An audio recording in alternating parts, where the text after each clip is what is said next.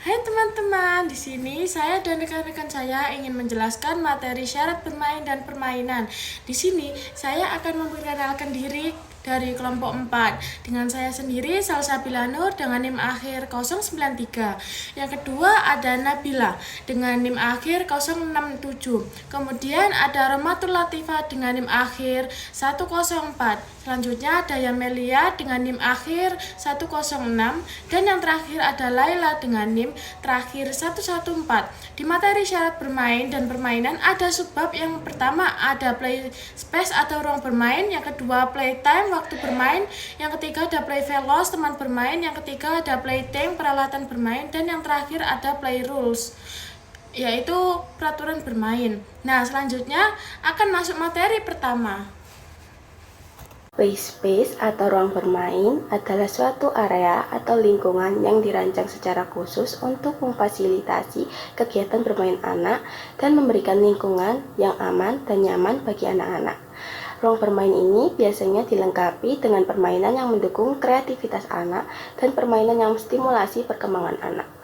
Play space sendiri ada 7 macam. Yang pertama adalah ruang bermain dalam ruangan seperti dalam rumah.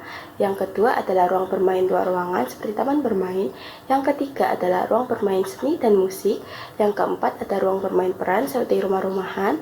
Yang kelima ada playground sekolah atau taman bermain yang disediakan di sekolah. Yang keenam ada waterpark atau kolam renang khusus anak-anak. Dan yang terakhir, yang ketujuh, ada perpustakaan anak yang menyediakan buku dongeng dan buku bergambar. Jadi selanjutnya saya akan menjelaskan tentang playtime atau waktu bermain anak. Jadi waktu bermain itu penting untuk pertumbuhan dan perkembangan sosial emosional, fisik, dan kognitif anak. Dan bermain dapat menjadi cara untuk anak lebih mengenal diri mereka sendiri dan dunia. Namun menurut situs WHO bahwa setiap usia anak terdapat perbedaan dalam waktu bermain. Dan berikut beberapa tahapan usia anak dan waktu bermain anak sesuai usianya. Yang pertama ada bayi. Untuk bayi, mereka lebih fokus pada kemampuan motorik dan memaksimalkan kelima indera mereka. Dan kegiatan eksplorasi objek banyak gerakan sederhana dan dilakukan secara berulang-ulang tanpa komunikasi untuk melakukannya. Serta kegiatannya tidak melibatkan anak lain, hanya fokus pada permainannya sendiri. Ada usia 1-2 tahun. Pada waktu usia 1-2 tahun, orang tua menyiapkan waktu bermain anak sebanyak 180 menit. Dalam waktu 180 menit itu, anak diberi waktu untuk kegiatan aktivitas fisik sedang hingga berat seperti berlari dan melompat. Dan selanjutnya ada anak usia 3-4 tahun. Untuk anak usia 3-4 tahun seharusnya memiliki waktu bermain fisik yang aktif setidaknya 180 menit per hari. Ini mencakup berbagai aktivitas seperti berlari, melompat, dan bermain di luar ruangan untuk mendukung perkembangan fisik dan kesehatan mereka. Selain itu, pada anak usia 3-4 tahun, mereka diajarkan bermain secara interaksi sosial dan bermain dengan mainan yang mendukung perkembangan kognitif itu juga penting. Dan yang terakhir ada anak usia 5-6 tahun. Pada usia ini, anak sudah mulai bermain dengan anak lain, sering bertukar permainan, belajar dengan anak lain, dan bagaimana menetapkan aturan dalam permainan dan belajar melakukan aktivitas bersama serta mampu membangun dan menciptakan sesuatu dengan benda. Selanjutnya ada play velos atau teman bermain.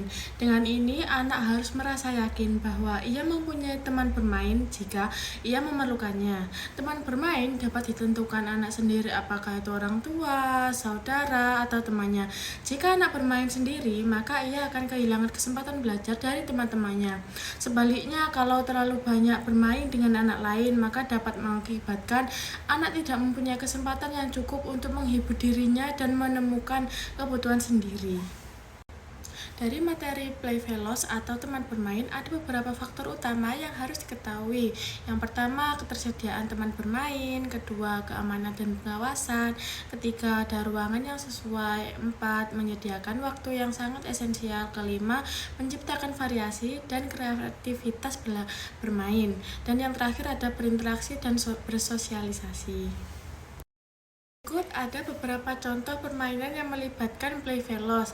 Yang pertama ada bermain puzzle, yang kedua bermain peran, yang ketiga bermain di taman bermain, dan yang terakhir ada bermain olahraga seperti sepak bola dan basket. Anak usia dini yang kelima ada play rules. Play yang berarti bermain, rules berarti aturan. Play rules atau aturan bermain ialah anak-anak melakukan permainan dengan cara mencobanya sendiri atau mandiri. Yang kedua, meniru teman-temannya atau lingkungan sekitar. Yang ketiga, memperoleh bantuan berupa penjelasan dari orang lain tentang cara bermain permainan tersebut. Dari penjelasan di samping, ada 3 kata yang bisa kita highlight untuk play rules. Yang pertama ada mencobanya sendiri atau mandiri. Yang kedua ada proses meniru. Yang ketiga ada dorongan bantuan penjelasan dari orang lain. Untuk contoh dari play rules, yang pertama ada bermain pena bergambar, yang kedua ada kelompok kecil, yang ketiga bisa bermain peran. Materi selanjutnya adalah playthings atau peralatan bermain.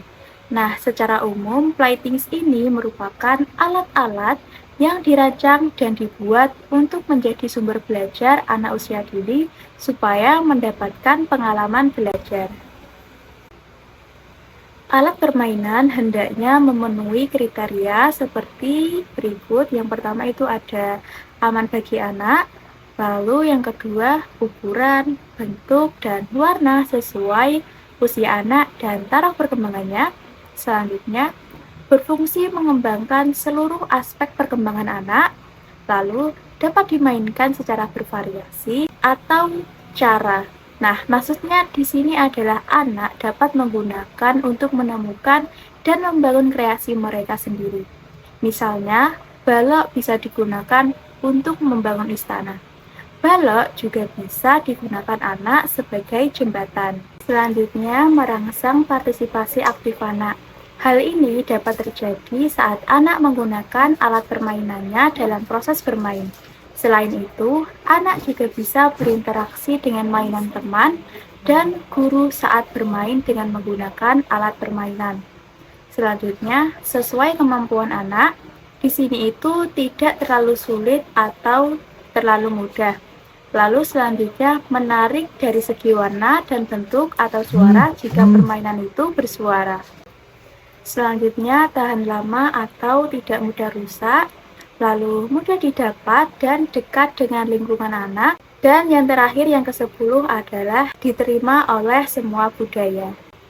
Nah, untuk selanjutnya ada contoh alat permainan edukatif. Yang pertama itu ada congklak kayu atau dakon. Lalu yang kedua ada perosotan. Dan yang terakhir ada permainan lilin. Nah, itu tadi materi yang dipaparkan oleh rekan-rekan saya, dan cukup sekian, bertemu di lain waktu.